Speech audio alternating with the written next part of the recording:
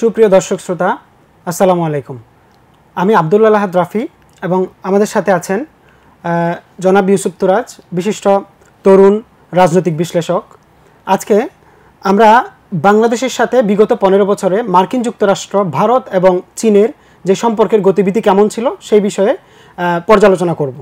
তো আমরা ফিরে যাচ্ছি আমাদের উত্তর পর্বে। আমাদের প্রথম প্রশ্ন, ভাই, আমরা যদি বলতে চাই তাহলে ভারতের সাথে যে সম্পর্কটা সেই সম্পর্কের শুরু বা গতিবিধি কেমন ছিল সেই বিষয়ে যদি আমাদেরকে একটু জানাতেন। জি, প্রথমত আমরা খেয়াল করি আজকে আমরা যে আলোচনা করছি সেটা মূলত এই যে বিগত 15 বছরে, তার মানে হলো আমাদের যে এই যে যাকে আমরা স্বৈরাচার সরকার বলছি, শেখ হাসিনা সরকার, এই সরকারের আমলটা নিয়ে আলোচনা চলছে। তো এই আলোচনা শুরুতে আমরা বলছি যে আসলে ভারতের সাথে যেহেতু 2008 সালে এরা ক্ষমতা আসে, এই সম্পর্কটা কেমন। তো খেয়াল করা যাক 2008 সালে যখন নির্বাচনে এরা জিতে আসার পরে প্রথম টার্ম যদি খেয়াল করেন 2014 সালের নির্বাচনে আগ পর্যন্ত, এই সময়ে ভারতের সাথে যদি খেয়াল করা যাক, এই সরকার পুরাপুরি বাংলাদেশের যেটা আমরা বিখ্যাত পররাষ্ট্রনীতি জানি যে সবার সাথে বন্ধুত্ব, কারোর সাথে শত্রুতা না।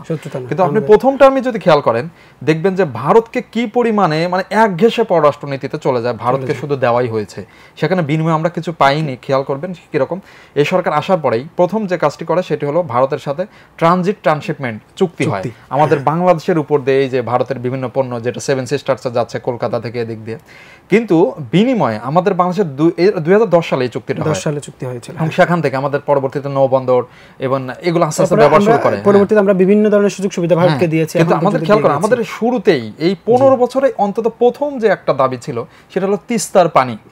এটা সেই 2010 সাল থেকেই চলমান আছে। আজ অবধি আমরা বাংলার মানুষেরা জানি তিস্তার পানি আমরা পাইনি। তো এখানেই শেষ না, খেয়াল করেন যে ভারতের সাথে আমাদের যে বাণিজ্য, একের পর এক বাণিজ্যিকভাবে ভারতের সাথে অনেক কিছু আমরা সম্পর্কিত, কিন্তু প্রবলেমটা বেঁধে যায় এটা এক পেশা সম্পর্কে পরিণত হয়। এবং মাঝে মাঝে আমরা জানি যে ভারত কিন্তু মাঝে মাঝে বিভিন্ন রপ্তানিও বন্ধ করে দিত।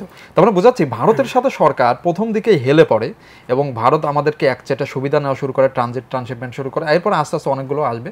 তো বোঝাচ্ছি শুরুতেই এটা ভারতের সাথে সম্পর্ক শুরু হয় অনেকটা আমরা বলতে পারি এই যে ট্রানজিটের মাধ্যমে। কিন্তু এখানে আমরা দেখতে পাই চীনের সাথেও বাংলাদেশের একটা বিশাল সম্পর্ক, উন্নয়নে তারা আমাদের অংশীদার।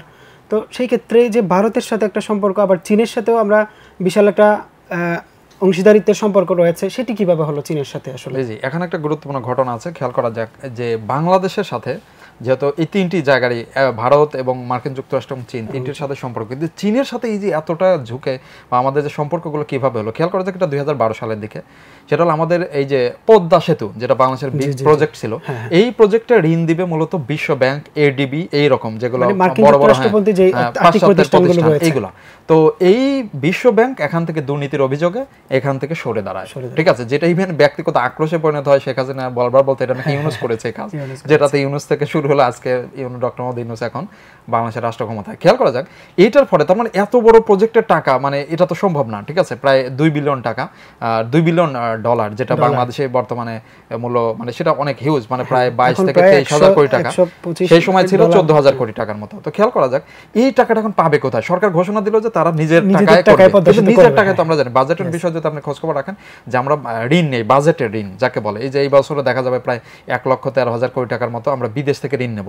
তো এই ঋণের জন্য আমরা নির্দিষ্ট ফিক্সড ঋণ আছে, এডিবি, বিশ্ব ব্যাংক, এর বাইরে অতিরিক্ত প্রজেক্ট ঋণ আমরা পাবো না কোথাও। ঠিক এই সময় চীনের সাথে একটা টুইস্ট ঘটে, সেটা হলো খেয়াল করেন 2013 সালে চীনের প্রেসিডেন্ট শি জিনপিং তিনি আসার পরেই তার একটা বিখ্যাত ঘোষণা দেয় বসে new silk road, maritime silk road, যেটা পুরো এশিয়া, আফ্রিকা, ইউরোপ, এইটাতে কানেক্টিভিটি সবার মধ্যে জোরদার করা, মূলত বিশ্বে চীন যে শক্তিশালী রাষ্ট্র হবে সেটার একটা জায়গা দেয়, স্থলপথ এবং সমুদ্রপথ রাষ্ট্র। বাংলাদেশ শুরুতে এটা আগ্রহ প্রকাশ করে এবং এই আগ্রহের সাথে গুরুত্বপূর্ণ চীন একটা ঘোষণা মারে 2013 সালে ঘোষণা, এবং 14 সালে এটা মূলত চালু হয়। সেটার নাম চীনের বিখ্যাত bank AIIB, Asian infrastructure and investment bank. এবং খুব মজার বিষয় হলো বাংলাদেশ এটার প্রতিষ্ঠাতা সদস্য এবং প্রথমেই বাংলাদেশ ঋণ নিয়ে আসে এবং বলে রাখা বলে এই টাকা বাংলাদেশের পদ্মা সেতুতে কাজে লাগানো হয়েছে। তার মানে এই যে চীনের সাথে দুইটা বিষয়ের সাথে প্রথমে সম্পর্ক আছে, যেহেতু আমেরিকা বা পাশ্চাত্য বেজ প্রতিষ্ঠান থেকে টাকা যখন পাচ্ছে না, ওই জায়গায় চীনের বিকল্প এই যে ব্যাংক থেকে এখান থেকে টাকা নেওয়ার মাধ্যমে এবং বেল্ট অ্যান্ড রোড ইনিশিয়েটিভে যোগদানের মাধ্যমে চীনের সাথে একটা সম্পর্ক শুরু হয়ে যায়। এবং এইটার মাধ্যমে আমরা কিভাবে বুঝতে পারি যে পাশ্চাত্যের সাথে আমাদের একটা দূরত্ব তৈরি হয়েছিল, সেটা আসলে কিভাবে সেটা কাজ কিভাবে করেছে, এখানে চীন কিভাবে মূল ভূমিকায় ছিল? জি, প্রথমেই খেয়াল রাখবেন যে যখন আমেরিকান প্রেসিডেন্ট ছিল বারাক ওবামা 2009 থেকে 2017, ওই সময় 2012 সালের দিকেই তারা ইন্দো প্যাসিফিক স্ট্র্যাটেজি নামে একটা কৌশল, আইপিএস ঘোষণা দেয় যে তাদের মেইন শত্রু আর এই মূলত রাশিয়া না, এবং তাদের মেইন শক্তির পাওয়ার কেন্দ্র মধ্যপ্রাচ্য হবে না, এশীয় প্রশান্ত মহাসাগর অঞ্চলে চীনের প্রধান। কারণ অলরেডি আমরা জানি যে 2008 সালের পর থেকে চীন এই মানে সবচেয়ে দ্রুত মানে একদম 2 নম্বরে চলে আসে জাপানকে টপকে অর্থনীতির শক্তিতে, এবং যে পরিমাণে প্রবৃদ্ধি হতে থাকে আমরা জানি বিশ্বের বর্তমান সময় 1/4 ম্যানুফ্যাকচার চীনেই শুধুমাত্র হয়, এবং খাদ্যপণ্যের উৎপাদন প্রায় পৃথিবীর 1/4 চীনে হয়। তারপরে চীন বিশাল মেগা পাওয়ার হয়ে গেছে। এই চীনকে মোকাবেলার জন্য আমেরিকা মূলত প্রস্তুতি নিচ্ছিল, আর ওই সময় বাংলাদেশ দেখা গেল কি আস্তে আস্তে চীনের দিকে হেলে পড়তেছে, এই জন্য আমেরিকার সাথে বাংলাদেশের টানাপোড়েন সম্পর্ক তৈরি হয়। আচ্ছা, আমরা যদি দেখি যে এখানে আমাদের বাংলাদেশে বর্তমানে বিশাল একটা সমস্যার মধ্যে রয়েছে রোহিঙ্গা সংকট, এবং এই যে রোহিঙ্গা সমস্যা চীন ভারতের সাথে যে একটা সম্পর্কের দোলাচল বাংলাদেশের চলতেছে, সেটার সাথে রোহিঙ্গা ইস্যুকে আমরা কিভাবে কানেক্ট করতে পারি? জি জি, খুবই ইন্টারেস্টিং এবং বাংলাদেশের জন্য খুবই ভাইটাল। মানে আমি এই বিষয়টা বলি, খেয়াল করেন যে বাংলাদেশ যখন ওই যে 2013 সালে চীনের বেল্ট অ্যান্ড রোড ইনিশিয়েটিভে যোগদান করার ঘোষণা দেয়, তার মানে এই বেল্ট অ্যান্ড রোড ইনিশিয়েটিভের বাংলাদেশ কিন্তু সড়ক পথে যোগাযোগ নেই চীনের, আমাদের হবে হলো পথে, যেটাকে বলে জলপথে।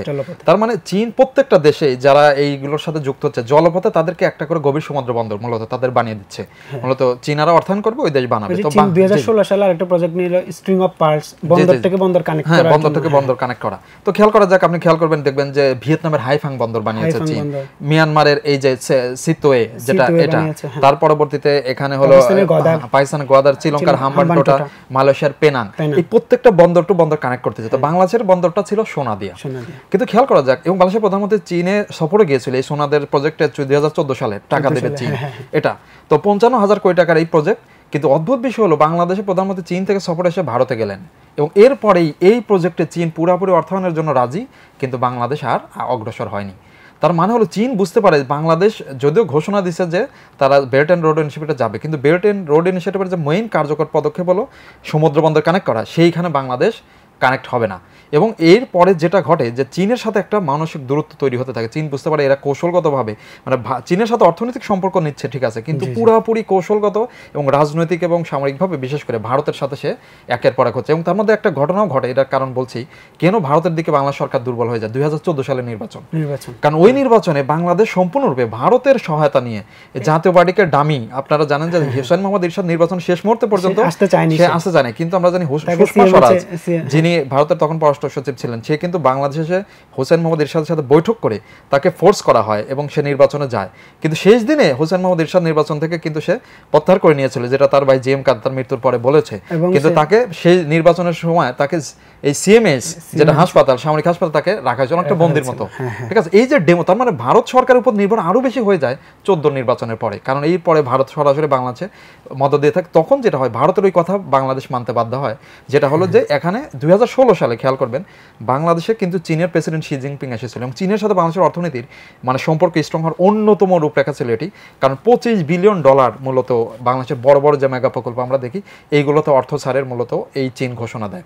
কিন্তু ওই বছরের ডিসেম্বরেই বাংলাদেশ ওই যে সোনাদিয়া গভীর সমুদ্র বন্দর হবে না, বিকল্প মাতার বাড়ি যেটা এখন হচ্ছে, এই সমুদ্র বন্দর বানানোর জন্য জাপানকে মূলত একটা সম্ভাব্যতা যাচাইয়ের জন্য জায়গাকে দেয়। এর ফলে যেটি হয় আমরা জানি রোহিঙ্গা সংকটের কথা, যেটা মেইন আমরা বলছি এইখানেই মূলত নাড়া দিয়ে ওঠে। কারণ জানেন 2016 সালের শেষের দিকে এসে নভেম্বরে এসে এই মিয়ানমারে রোহিঙ্গা সংকটে একটা মানে হামলা শুরু করে এরা, প্রায় 1 লক্ষাধিক রোহিঙ্গা বাংলাদেশে আসে, এখানে জাতিগত নিধন শুরু করে।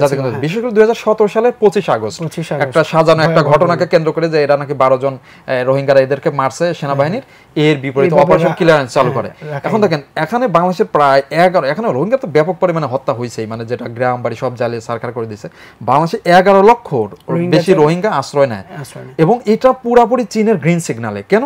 কারণটা কি? আমরা জানি 1978 সালেও কিন্তু মিয়ানমার এখানে একই কাজ করে প্রায় 2 লক্ষ রোহিঙ্গাকে বাংলাদেশে পাঠিয়েছিল। কিন্তু তখন জিয়া রহমানের সরকার, যেহেতু একটা ব্যালেন্স সম্পর্ক ছিল চীনের দিকে, এবং বলে রাখা বল বাংলাদেশের জিয়া রহমান সরকারই মতো চীনের সাথে ব্যালেন্স সম্পর্কটা করে, এবং এর ফলে যেটা হয় চীন মূলত মিয়ানমারকে চাপ দিয়ে তাদেরকে পুশব্যাক করে, রোহিঙ্গাদেরকে নিয়ে নেয়। 1991 সালেও তারা আবার অভিযান চালিয়েছিল, এই মিয়ানমার রোহিঙ্গাদের মেরেছিল 2.5 লক্ষ দিক, তারপরে প্রায় 2 লক্ষ দিকে যে তখন খালেদা জিয়ার সরকার ছিল, তারও একটা যেহেতু ব্যালেন্স সম্পর্ক ছিল চীনের সাথে, তখন প্রায় 2 লক্ষ রোহিঙ্গাকে ফেরত দেয়। কিন্তু 17 সালে যেখানে কিনা চীনের গ্রিন সিগন্যাল পেয়ে যায় মিয়ানমার এবং ভারতের দিকে এক পেশা যেহেতু পররাষ্ট্রনীতি বাংলাদেশে, তখন মূলত চীন আর কোনো মতেই ফেরত নেয়নি, এবং রোহিঙ্গারা পুরো বাংলাদেশের উপরে একদম আমরা জানি আমাদের ভয়ানক একটা বিপদ হয়ে যায়। এটা। তার মানে বোঝাচ্ছি এটা এই সরকারের অন্যতম পররাষ্ট্রনীতির ব্যর্থতা। এবং এর পরবর্তীতে আমরা জানি এবং খুব একটু খেয়াল করেন এই যে চীনের দিকে যে অর্থনৈতিকভাবে ঝুঁকে পড়া, এটা সরকার তখন সিদ্ধান্ত নেয় যে কি এই মিয়ানমারে তো আর রোহিঙ্গারা যাচ্ছে না, তাহলে মিয়ানমার এখন চীনের সাথে একটা ভালো সম্পর্ক লাগবে, তা নাহলে তো চীন ছাড়া মিয়ানমারে করবে না, মানে কামব্যাক করবে না। মূলত আমরা যে চীনের সাথে আজকের যে এত দহরম সম্পর্ক দেখি, এটার সাথে এই রোহিঙ্গার সম্পর্ক আছে। কারণ সরকার চাচ্ছিল যে চীনের সাথে একটু ভালো সম্পর্ক করে যদি কোনো মতে রোহিঙ্গাদেরকে ফেরত নেয়, কিন্তু দিন শেষে ওই যে ভুল যেটা করে ফেলছে, আর ওই ভুলের আর কোনো সমাধান হয়নি।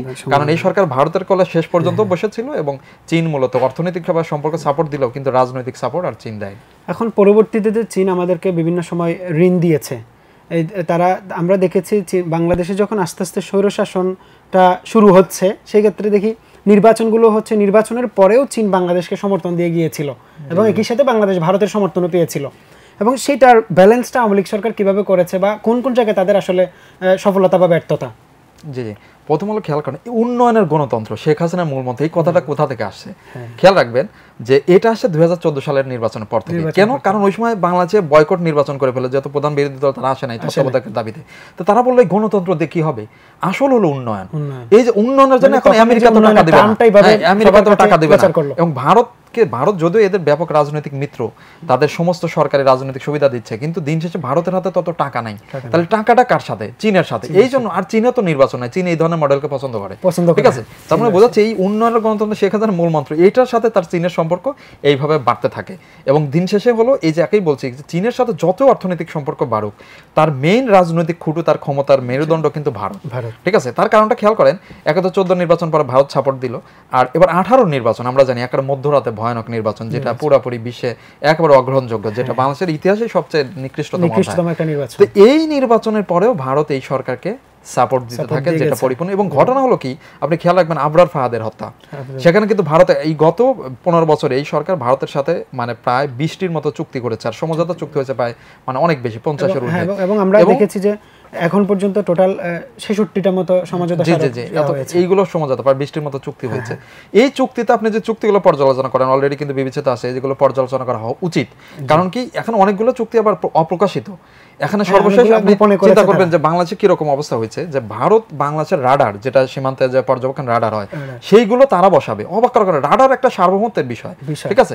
আমাদের বাংলাদেশের সাথে ওই যে ট্রেনের যেটা সমঝোতা চুক্তি হয়েছিল, যে আগে ছিল ট্রানজিট, যে ট্রানজিট চুক্তি কি বাংলাদেশের ট্রাকে করে বাংলাদেশের ভিতরে মালামাল হবে, আর ভারতের ভিতরে ভারতের ট্রাকে কিন্তু পণ্য যাবে বাংলাদেশের ভিতর দিয়ে। কিন্তু এখন কি ট্রেন যাবে পুরোপুরি তাদের। এবং এটা খেয়াল করেন যে এই যে চীনের সাথে যে সম্পর্কটা আরো লাস্টের দিকে কেন খারাপ হলো, সম্প্রতি সাথে গেছিল চীন সফরে, কিন্তু কোনো টাকা পায় না। কারণটা আপনি যদি ভৌগোলিক পলিটিক্স আমরা যদি দেখি, এই যে যেটাকে বলে চিকেন নেক শিলিগুড়ি করিডোর, এই জায়গাটা খুবই স্ট্র্যাটেজিক্যালি কৌশলগতভাবে গুরুত্বপূর্ণ জায়গা। কারণ ভারতের এইটুকু জায়গায় পাশেই কিন্তু চীনের সীমান্ত আছে, এখানে ভুটান নেপালের পরেই কিন্তু দার্জিলিং এর উপরেই সিকিমের উপরেই দোকালাম সীমান্ত, যেটা চীনের। চীন এখন অলরেডি সৈন্য সমাবেশ ঘটিয়ে রেখেছে। তারপরে যে কোনো ধরনের ভারতের সাথে 1962 সালে তার যুদ্ধ হয়েছে, এবং তাকে এই যে অরুণাচল, যেটা এই সাইডে সেভেন সিস্টার বিখ্যাত বড় প্রদেশ, এইটা মূলত চীন তার দখলে নিতে চায়, বা ভারতের সাথে তার অন্যতম বার্গেনিং বিষয়। এই সেভেন সিস্টার যদি কোনোদিন ভারতের সাথে চীনের যুদ্ধ লাগে, এই যে চিকেন নেক যে শিলিগুড়ি করিডোর, এইটুকু জায়গা যদি চীন দখল করে নেয়, তার মানে ভারতের কিন্তু সম্পূর্ণভাবে সেভেন সিস্টার থেকে বিচ্ছিন্ন হয়ে যাবে। কিন্তু ভারত তখন বিকল্প রুট হিসাবে এই বাংলাদেশের ভিতর যে ট্রেন চালিয়ে তখন তাদের অস্ত্র সব নিতে পারবে। তার মানে বোঝাচ্ছি বাংলাদেশকে কত বড় বিপদের মুখে ফেলে দেওয়া হয়েছে। মূল উদ্দেশ্য এটাই, এই ট্রানজিটটা এখন। তার মানে চীন এই জন্য এতটাই খেপেছিল যে এইবার তাই যে 4 দিনের রাষ্ট্র সফর, 3 দিনে শেষ, টাকা পয়সা কিচ্ছু দেয়নি, $500 কোটি, শেষ পর্যন্ত পাইছে $50 কোটি, তারও কম। তার মানে এটা হয়েছে বাস্তবতা। আচ্ছা, চীন থেকে যে আমরা প্রচুর ঋণ নিয়েছি, পরবর্তীতে কি চীনের এই যে ডেপ ট্র্যাপ পলিসি বা ডেপ ট্র্যাপ ইয়াতে পড়তে পারে কিনা বাংলাদেশ, জি সেই বিষয়ে খেয়াল করেন যে চীন যখন বুঝতে পারলো যে যেহেতু রোহিঙ্গা ক্রাইসিসের সময় বুঝতে পারলো যে বাস্তবতা এই সরকার মূলত ভারত গাসা, কিন্তু চীন জানে যে এই সরকারের হাত আমিও ছেড়ে দেবো না। কেন? কারণ হাত ছাড়লে আমেরিকার দিকেও চলে যাবে। তার মানে চীনের একটা তো খুশি আছে, তার 2টা শত্রুর একটাকে অন্তত সে এই সরকার থেকে দূরে রাখতে পারছে, যেটা আমেরিকা, যেটা তার মেইন শত্রু, আরেকটা হচ্ছে ভারত। আর যেহেতু ভারতের সাথে এই সরকার পুরোপুরি যোগসাজশ, তখন চীনের একটা থিওরি হলো যে কোনো দেশের সাথে সে ব্যবসার সময় এটা খেয়াল রাখে, বিশেষ করে ওই দেশটা যদি তার একটু শত্রু বা এক কথা তার পুরোপুরি তার সমর্থনে না চলে, তাকে ডেপ ট্র্যাপ মানে ঋণ ফাঁদ, যেটা এটার তার প্রচুর বাংলাদেশের ঋণের কথা বললেই এই চীন সর্বশেষ এই সম্মেলনে এই যেটা শেখ হাসিনাকে ঋণ দেয়, এটা ছাড়া সব সময় একের পর এক প্রজেক্টের ঋণ সব ঋণ দিছে।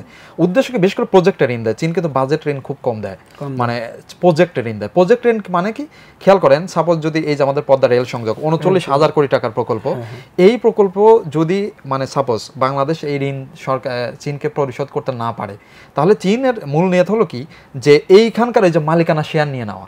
তার মানে বাংলাদেশের রেল প্রকল্পের যদি একটা অংশ মালিক হয়ে যায়, তাহলে বাংলাদেশের স্থায়ীভাবে চীন প্রভাব বিস্তার করতে সক্ষম হবে। ঠিক আছে, তো এইটা বোঝা যাচ্ছে চীনের উদ্দেশ্য এটা ছিল যে এই সরকার রাজনৈতিকভাবে ভারত ঘেঁষা হলেও তার মানে সে যদি ডেপ ট্র্যাপে একে ফেলাইতে পারে, দিন শেষে তার লাভ আছে।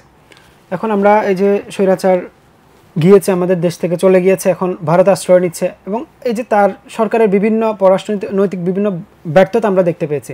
এখন আমাদের যে নতুন সরকার গঠিত হয়েছে, অন্তর্বর্তীকালীন সরকার, সেই অন্তর্বর্তীকালীন সরকারের সাথে ভারত, চীন এবং মার্কিন যুক্তরাষ্ট্রের সম্পর্কের গতিবিধিটা আসলে কেমন হতে পারে বা কেমন হওয়া উচিত বলে আপনি মনে করেন? জি জি, প্রথম হলো এটা সবার আগে মনে রাখতে হবে যে আমাদের যে 24-এর গণঅভ্যুত্থান, ছাত্র জনতার গণঅভ্যুত্থান, এটা আমাদের দেশকে একটা পরিপূর্ণরূপে একটা যে স্বাধীন দেশ যাকে বলে, কার উপর আমরা নির্ভরশীল থাকবো না, কিন্তু সবার সাথে আমাদের সম্পর্ক থাকবে।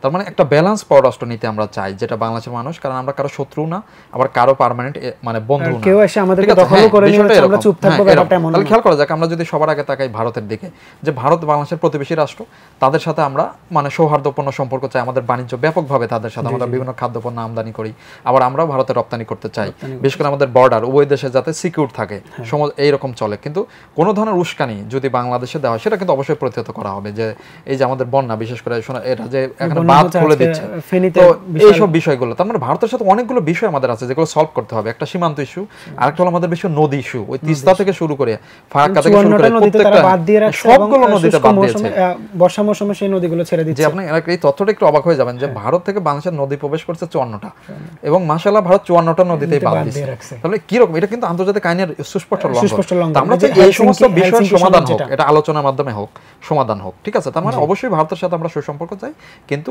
এটা অনেকগুলো বিষয় আছে যেটা আমাদের সমাধান করতে হবে। ওকে, এটা গেল। 2 হলো আমেরিকা, যেহেতু আমাদের রপ্তানির গন্তব্য সবচেয়ে বেশি, শুধু এটাই না, আমাদের যেহেতু গণতন্ত্রমুখী আমরা চাই, তার মানে আমরা পাশ্চাত্যের মানে জেনারেশনটা হলো আদর্শ না, আমরা গণতন্ত্র, তারাও গণতন্ত্র, পাশ্চাত্যের সংস্কৃতি হয়তো অনেক বেশি মুক্তমনা, কিন্তু আমরা মুক্তমনা বলতে কিরকম, যে আমাদের দেশের মানুষের যে কালচার, সেটা নিয়ে আমরা বাঁচতে চাই। মানে পাশ্চাত্যের সাথে আমাদের সম্পর্ক হবে বাণিজ্যিক, অর্থনৈতিক, ইভেন এই যে আমরা যেটা বলি যে আমাদের অনেক বেশি স্টুডেন্ট বাইরে পড়তে যায়, ঠিক আছে, রেমিটেন্স, তার মানে এইগুলো হবে, এরকম পাশ্চাত্যের সাথে সম্পর্ক ভালো হবে, সেটা আমরা আশা করছি। এবার আসা যাক চীনের সাথে। তো খেয়াল করা যাক, আমাদের তো দেশে উন্নয়ন অবশ্যই লাগবে, ঠিক আছে, আমরা গণতন্ত্র চাই, যেটা আগে গণতন্ত্রকে বেঁচে দেওয়া হয়েছিল উন্নয়নের বিপরীতে, কিন্তু আমরা চাই গণতন্ত্র থাকবে। এবং দেখবেন আপনি এই যে আন্দোলনের সময় আমরা দেখা গিয়েছে যে ছাত্রদেরকে হত্যা করার পরেও মানে সবসময় আওয়ামী যারা মন্ত্রিসভা ছিল, মন্ত্রিসভা যারা সদস্য ছিল, ইভেন প্রধানমন্ত্রী সহ, তারা বিভিন্ন সময় বলতে দেখা গিয়েছে যে উন্নয়নে মেট্রো রেল হামলা হচ্ছে বা বিভিন্ন এইসব বিষয়, উন্নয়নে কোন প্রজেক্টে হামলা হচ্ছে বা এই টাইপের ব্যাপারগুলো সামনে আনার চেষ্টা করেছে, হত্যার বিচার বাদ দিয়ে। জি জি জি, এটা আসলে এটা কেন, বা মানে এইটাই হলো একটু খেয়াল করেন, এটাকে বলা হয় যে ওই যে মানে একটা হলো কোনো মেইন জিনিসটাকে মানে দূরে করার জন্য একটা খাম্বা হিসাবে আর একটা মানে প্রক্সি সামনে আনা। খেয়াল করেন, মানুষের প্রাণ চলে যাচ্ছে, সেইটা নিউজ মিডিয়াতে আসতেই দিচ্ছে না সরকার, এক ধরনের নিষেধাজ্ঞা দেয়। আর কি দেখাচ্ছে, মেট্রোল আগুন দিয়েছে, মেট্রোল মানুষকে নিজের ইচ্ছা আগুন দিচ্ছে, এই মেট্রোল কার টাকা, আমাদের জনগণের টাকা। আমরা এই দেশকে তো সবাই ভালোবাসি, তা আমরা ওখানে, আর এই আগুনটা যে ছাত্ররা দিচ্ছে তাও না, খেয়াল করা যায়, কারণ এখানে কথা আছে কিন্তু যে অনেকগুলো নিজেদের লোক দিয়ে এরকম করছে। কিন্তু যে দিক না কেন, আমরা বলছি আমরা তো এটা সমর্থন করছি না, কিন্তু ঘটনা হলো তার থেকে তো ভয়ানক ঘটনা ঘটছে।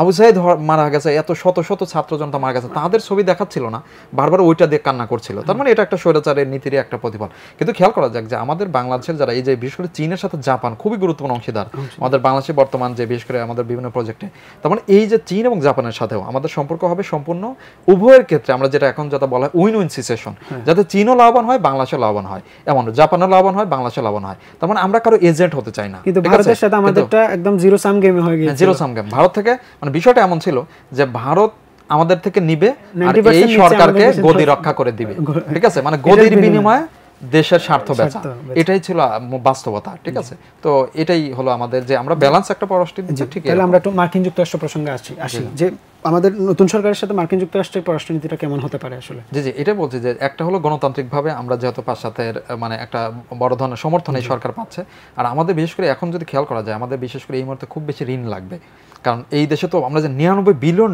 ঋণ রেখে গেছে, 18 লক্ষ কোটি টাকা। আমাদের ব্যাংকগুলো সব ভয়ানক অবস্থা। তো আইএমএফ থেকে ঋণ যেটা মূলত অলরেডি চলছে, এবং আবার এই যে বিশ্ব ব্যাংক এবং এডিবি এগুলো মূলত পাশ্চাত্য বেস প্রতিষ্ঠান, এইগুলোর থেকে ঋণ লাগবে মূলত। অলরেডি কিন্তু আমাদের অর্থমন্ত্রী ইউ বলছে এডিবির কাছ থেকে $120 কোটি ঋণের বিষয়ে কথাবার্তা চলছে। হ্যাঁ, তার মানে অর্থ উপদেষ্টার এই নেতৃত্বে। তাই বিষয় হচ্ছে তাদের এই জন্য পাশ্চাত্যের সাথে একটা সহাবস্থান অবশ্যই লাগবে। তো তাদের সাথে আমাদের সম্পর্ক ভালো হবে, ঠিক আছে, এটা আর কি। জি, ধন্যবাদ। আমরা অনেক প্রশ্নের আনসার পেয়েছি। সুপ্রিয় দর্শক শ্রোতা, সবাইকে সাথে থাকার জন্য ধন্যবাদ। সবাই ভালো থাকবেন।